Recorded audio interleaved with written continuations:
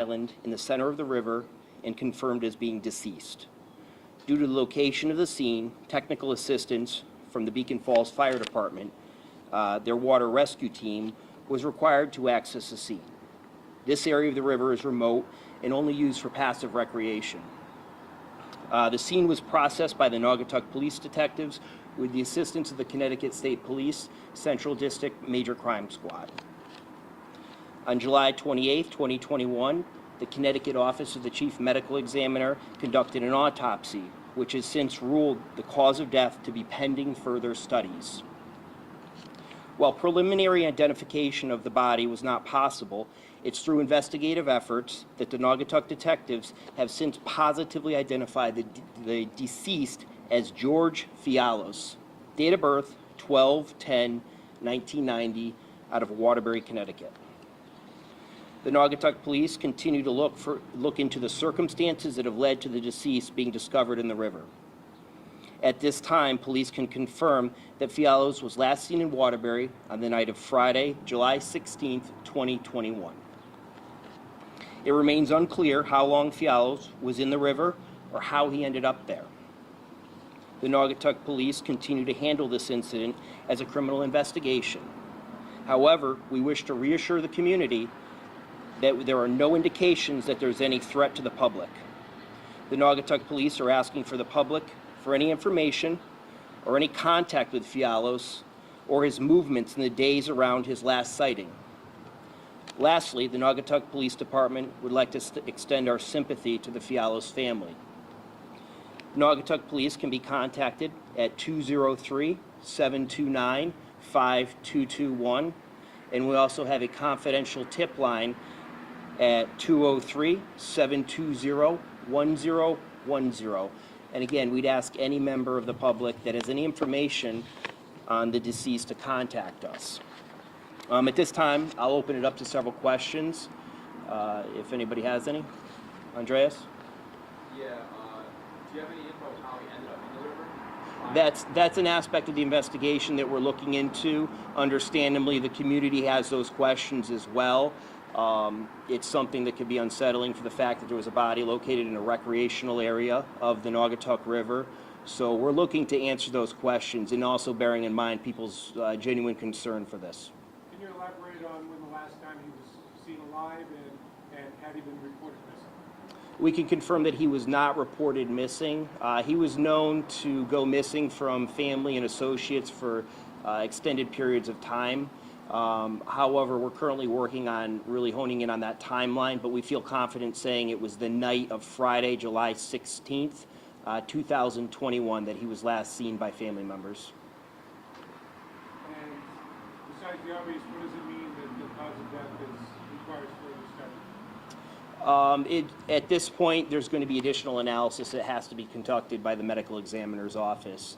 So we're going to keep everybody apprised of that, of what the ultimate ruling is. But there was nothing apparent that was discovered during the course of the autopsy that led us to be able to conclude what the cause or manner of death was.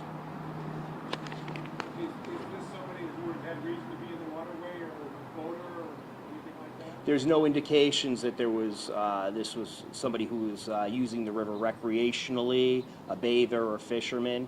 But again, all aspects of this remain on the table, and we're going to continue to look into it. You may have answered this question already, but I'm just curious. Did anyone report him missing, or did he have to be found? When he was found, he had not been reporting missing to police. Can you talk about all of the circumstances about who found him and how they happened to be in that part of the river, all that stuff? So he was found by essentially a hiker. This area of the Naugatuck River is remote. It's relatively unused.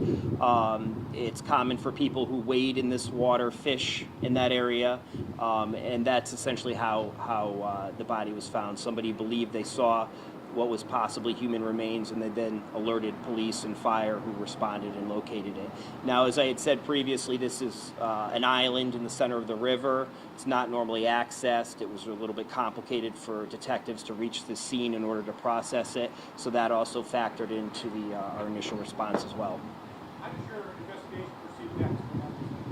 Well, we're going to be looking into working closely with the medical examiner's office, and obviously detectives have leads that they're going to be following up in Waterbury as well as within our community here, and trying to determine Fialis' last movements during that time that he was missing. And is he someone that was known here in the department? He was known to law enforcement. Can you elaborate on that at all? There is criminal history, and he has had contact with law enforcement in the past. Any other questions? Do you have any images of him? I haven't looked online yet. Is there anything, photo of him from his family? We have not distributed any photos of him yet, but we will look into that if possible to distribute that. But with him being identified at this point, we are confident that it is George Fialis. Can you expand on the family situation at all? Do you have wife and kids, or? I don't want to get into that at this point, obviously, with the family just being notified within the past 24 hours of the passing of a loved one. But I can say that, he had periods of time where he had not been in contact with his family, which obviously had led to a little bit of a time lapse between him being found and the family being notified. He was last seen at a home, was it? Yes, at a residence in Waterbury on July 16th. So again, we're just going to appeal to the community, to the public, anybody who may have seen Mr. Fialis after that date or around that date, and can shed any light on his movements, his activity, any state that he may have been in. And ultimately, we just want to provide answers to the family as well as to the community about how he ended up in the river and how long he may have been in there, and how he got there. I know that you're putting out a release, but just so we have it, can you give us the spelling of his name? Yes, the first name is George, common spelling. The last name is Fiallos. All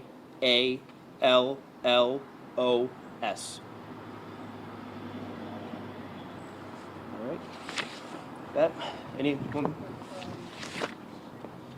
was last seen by his family on the 16th. Correct. Is there any information on his mood at that